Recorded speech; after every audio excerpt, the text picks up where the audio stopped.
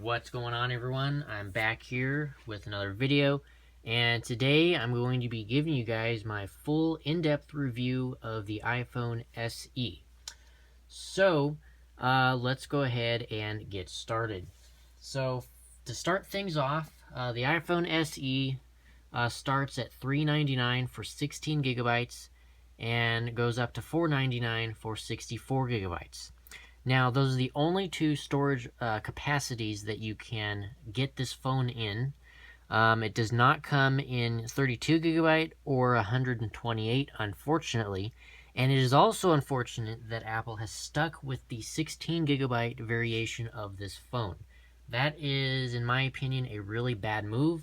I would really rather Apple remove the 16 gigabyte option altogether. It would just, in my opinion, be a much better option for them, but I don't understand it, really. Anyway, moving on from that, a little tidbit there.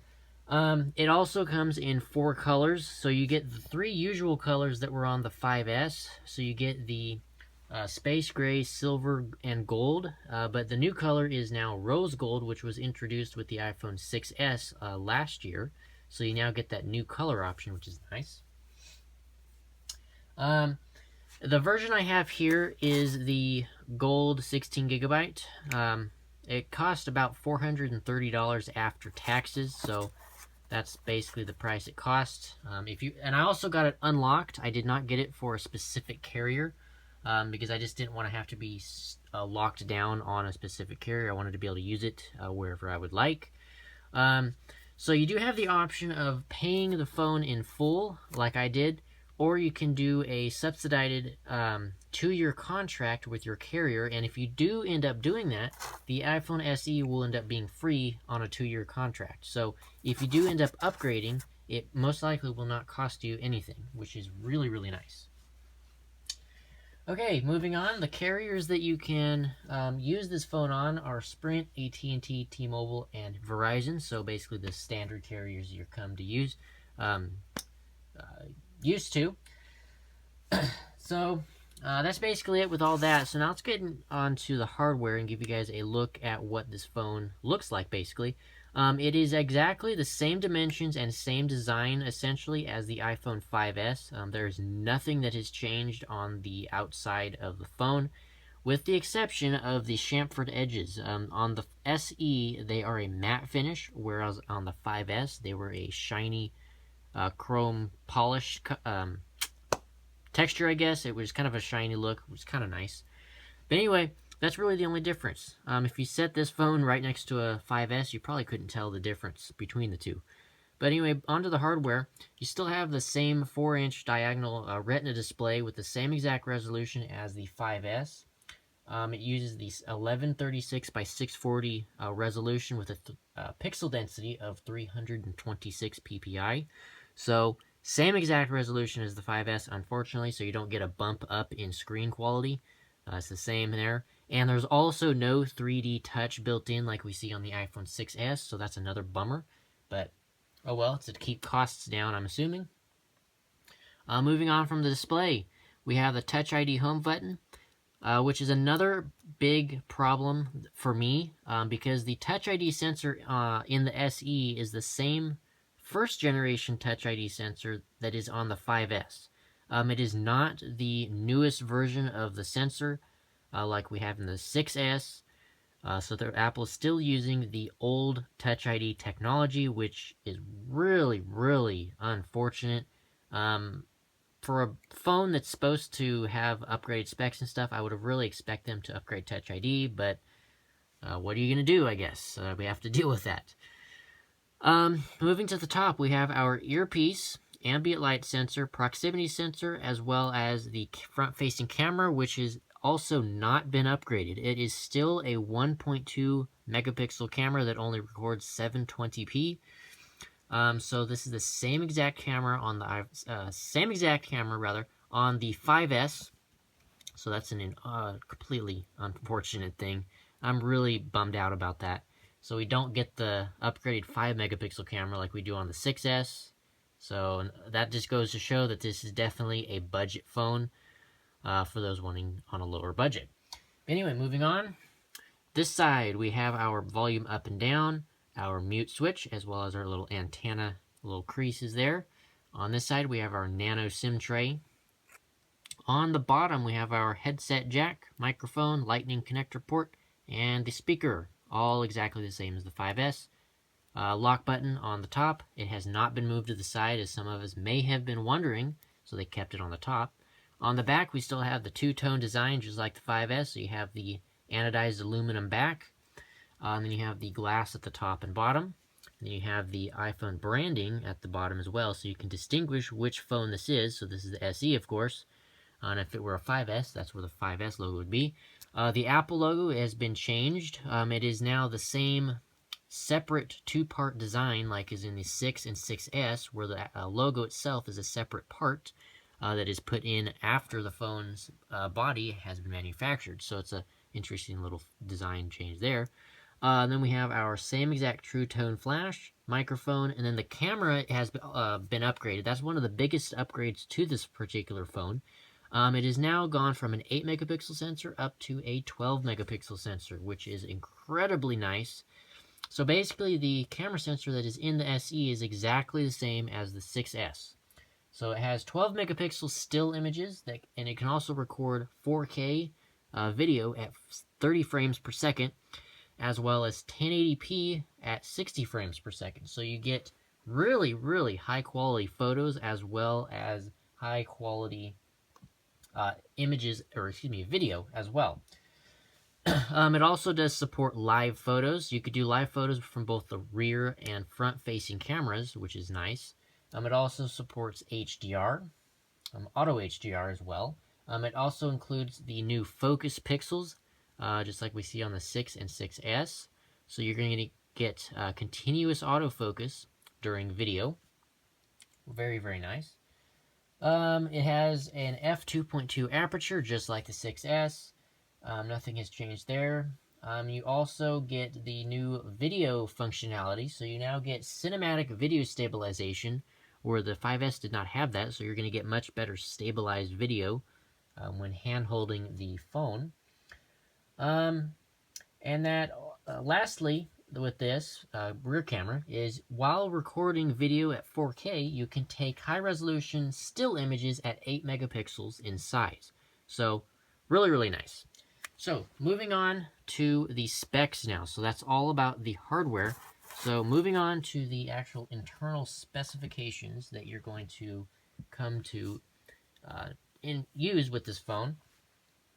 So, first and foremost, the processor. It is using the new Apple A9 chip alongside with the M9 Motion coprocessor. So you're going to get a very significant speed increase compared to the 5S. It has the latest Wi-Fi, so you get the Wi-Fi 802.11 ABG-N and AC, so you get the really, really fast Wi-Fi speeds. It also has the latest Bluetooth. You have Bluetooth 4.2 built in. And another thing is it has an NFC radio just like the 6S, so you can use this phone with Apple Pay, so you can use it at payment terminals at certain retailers that support that, which is very, very nice. So that's a lot of people are going to really enjoy that. And that is pretty much it for the major specifications. It still has all of the same sensors that we're come to used to. So you have the proximity sensor, ambient light sensor, gyroscope, accelerometer, GPS, compass. All of those good things are still packed in here. Nothing has been removed, so everything is still the same there. Very good. Okay, so basically that is it of the specs. So let's go ahead and give you guys a quick look at the software that is running this phone and some of the special things that only the SE and 6S are capable of doing. And one of those, most notably, is in the camera, and that is live photos. So as you can see at the very top here, we have a little button that says live. So when you click this, it'll turn live photos on or off, depending on your preference. So when you go to take a picture when live photos is on, you snap it. As you can see, there's a little live indicator there. And for the duration that that's on, it's recording a very short snippet of video. So if we go and play that back, and you have to hold down, or rather do a long press on the screen, because like I said, there is no 3D touch on the SE, which is unfortunate, but anyway. As you can see, long pressing activates the live photo functionality, which is pretty cool. So we'll go ahead and delete that now. And also live photos does work from the front facing camera as well, so it works exactly the same way. And then the next thing with this is the 4K video recording, which you do have to go into settings to turn on. By default, when you first purchase the phone, it is set to 1080p at 30 frames a second. So you have to go to the camera settings under Settings app, and under Record Video, you click that, and you can click 4K at 30 FPS. So you click that, and you can now shoot video at 4K.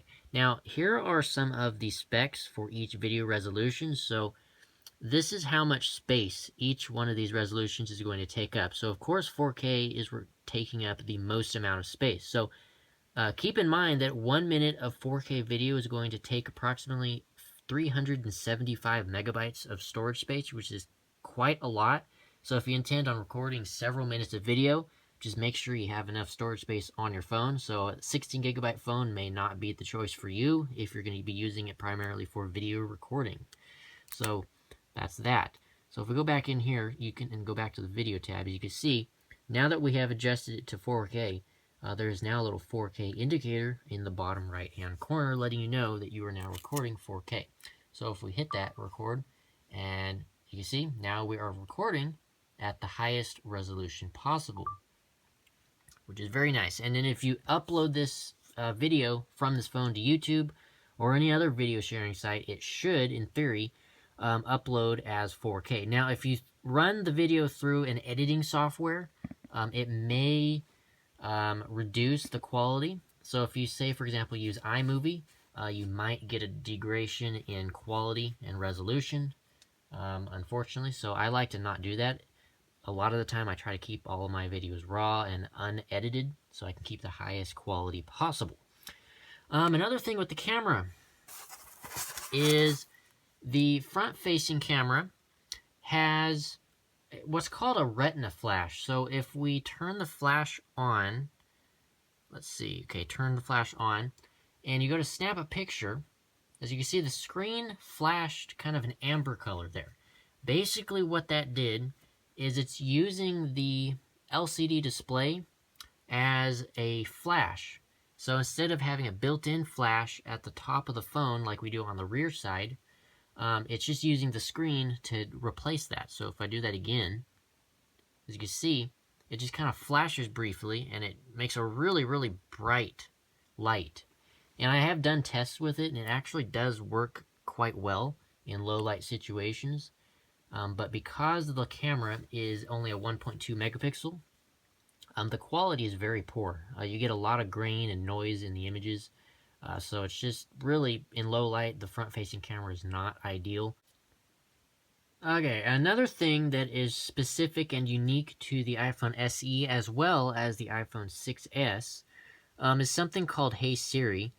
And what that does is it allows you to use Siri without being connected to a power source. So previously on older generation iPhones, such as the iPhone 6, 5S, 5, all of those, you would have to connect the phone via a power cord to be able to use the Hey Siri feature. So if I can go ahead and demonstrate that now, it should bring up Siri. So, Hey Siri. As you can see, Siri has been brought up just with my voice. And it also works from the lock screen. So if I do that as well. Hey Siri, what is the weather in New York?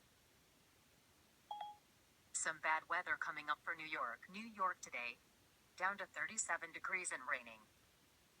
Okay, so there you go. It worked quite well. And so in the setup process in doing this, Apple has you say Hey Siri multiple times so it can recognize your voice and get it accurately, which is great. And as you can see there, it worked very, very nice. It just brung it up and it immediately gave me the weather for New York. So it works quite well. It's great for hands-free while you're driving. So if you need to either send a text message or get the weather such as this, or anything like that while you're driving, the Hey Siri feature is incredibly useful. And I've done some tests, and it can hear me relatively well, even with a lot of the car noise in the background. The audio microphone quality is not too bad. So yeah, those are basically the main features of the iPhone SE. It is an absolutely great phone. For those of you that currently own an iPhone 5S and have been wanting to upgrade, now this would be the perfect time. So for those of you that want to keep the smaller form factor of the iPhone but have the latest specs, um, the iPhone SE is a wonderful choice. So I would highly recommend the SE.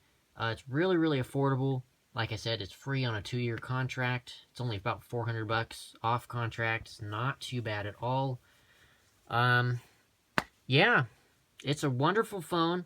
So yeah, if I were to rate it, I would give it probably about an 8.5 to 9 out of 10.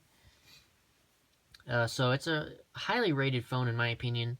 It would serve a lot of people really well. The portability and form factor is really nice. So yeah, that's basically it. Hope you guys have enjoyed this video. Hope this helped you guys out in your buying decision. And yeah, make sure to drop a comment below if you guys have any questions about the phone or anything like that. Also, hit that subscribe button. It's much appreciated. And as well, the like button. That is also greatly appreciated. Lets me know that you guys are enjoying my videos.